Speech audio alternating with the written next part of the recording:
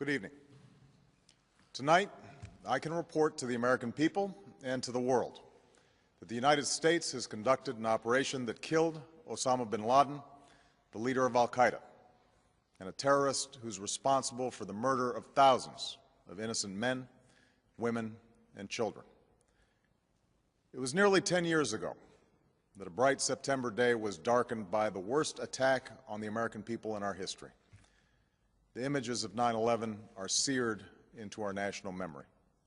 Hijacked planes cutting through a cloudless September sky, the Twin Towers collapsing to the ground, black smoke billowing up from the Pentagon, the wreckage of Flight 93 in Shanksville, Pennsylvania, where the actions of heroic citizens saved even more heartbreak and destruction.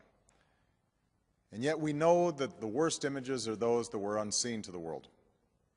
The empty seat at the dinner table, children who were forced to grow up without their mother or their father, parents who would never know the feeling of their child's embrace, nearly 3,000 citizens taken from us, leaving a gaping hole in our hearts.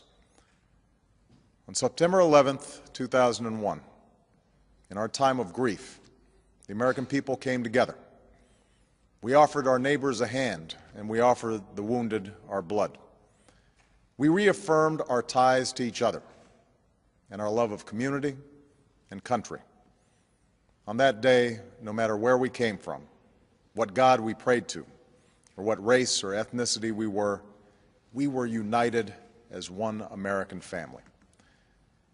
We were also united in our resolve to protect our nation and to bring those who committed this vicious attack to justice. We quickly learned that the 9/11 attacks were carried out by al-Qaeda, an organization headed by Osama bin Laden, which had openly declared war on the United States and was committed to killing innocents in our country and around the globe. And so we went to war against al-Qaeda to protect our citizens, our friends, and our allies. Over the last 10 years, thanks to the tireless and heroic work of our military and our counterterrorism professionals, we've made great strides in that effort. We've disrupted terrorist attacks and strengthened our homeland defense. In Afghanistan, we removed the Taliban government, which had given bin Laden and al-Qaeda safe haven and support.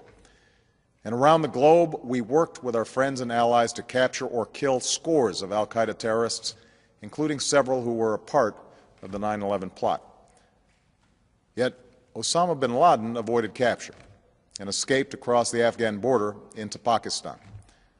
Meanwhile, al-Qaeda continued to operate from along that border and operate through its affiliates across the world.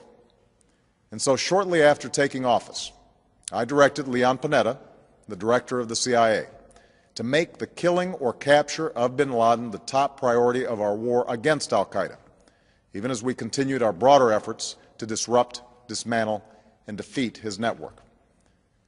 Then, last August, after years of painstaking work by our intelligence community, I was briefed on a possible lead to bin Laden. It was far from certain, and it took many months to run this thread to ground. I met repeatedly with my national security team as we developed more information about the possibility that we had located bin Laden hiding within a compound deep inside Pakistan. And finally, last week, I determined that we had enough intelligence to take action and authorized an operation to get Osama bin Laden and bring him to justice. Today, at my direction, the United States launched a targeted operation against that compound in Abbottabad, Pakistan. A small team of Americans carried out the operation with extraordinary courage and capability. No Americans were harmed. They took care to avoid civilian casualties. After a firefight, they killed Osama bin Laden and took custody of his body. For over 2 decades, bin Laden has been al-Qaeda's leader and symbol, and has continued to plot attacks against our country and our friends and allies. The death of bin Laden marks the most significant achievement to date in our nation's effort to defeat al-Qaeda. Yet his death does not mark the end of our effort. There is no doubt that al-Qaeda will continue to pursue attacks against us. We must and we will remain vigilant at home and abroad. As we do, we must also reaffirm that the United States is not and never will be at war with Islam. I've made clear, just as President Bush did shortly after 9/11, that our war is not against Islam. Bin Laden was not a Muslim leader. He was a mass murderer of Muslims. Indeed, al-Qaeda has slaughtered scores of Muslims in many countries, including our own. So his demise should be welcomed by all who believe in peace and human dignity. Over the years, I've repeatedly made clear that we would take action within Pakistan if we knew where bin Laden was. That is what we've done. But it's important to note that our counterterrorism cooperation with Pakistan helped lead us to bin Laden and the compound where he was hiding. Indeed, bin Laden had declared war against Pakistan as well and ordered attacks against the Pakistani people. Tonight, I called President Zardari, and my team has also spoken with their Pakistani counterparts. They agree that this is a good and historic day for both of our nations. And going forward, it is essential that Pakistan continue to join us in the fight against al-Qaeda and its affiliates. The American people did not choose this fight. It came to our shores and started with the senseless slaughter of our citizens. After nearly 10 years of service, struggle, and sacrifice, we know well the costs of war. These efforts weigh on me every time I, as Commander-in-Chief, have to sign a letter to a family that has lost a loved one, or look into the eyes of a service member who's been gravely wounded. So Americans understand the costs of war. Yet, as a country, we will never tolerate our security being threatened, nor stand idly by when our people have been killed. We will be relentless in defense of our citizens and our friends and allies. We will be true to the values that make us who we are. And on nights like this one, we can say to those families who have lost loved ones to al-Qaeda's terror, justice has been done.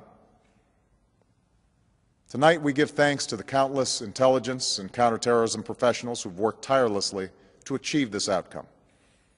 The American people do not see their work nor know their names, but tonight they feel the satisfaction of their work and the result of their pursuit of justice.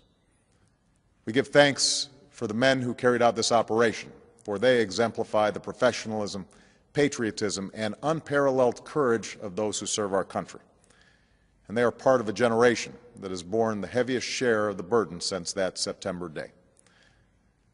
Finally, let me say to the families who lost loved ones on 9/11 that we have never forgotten your loss, nor wavered in our commitment to see that we do whatever it takes to prevent another attack on our shores. And tonight, let us think back to the sense of unity that prevailed on 9/11.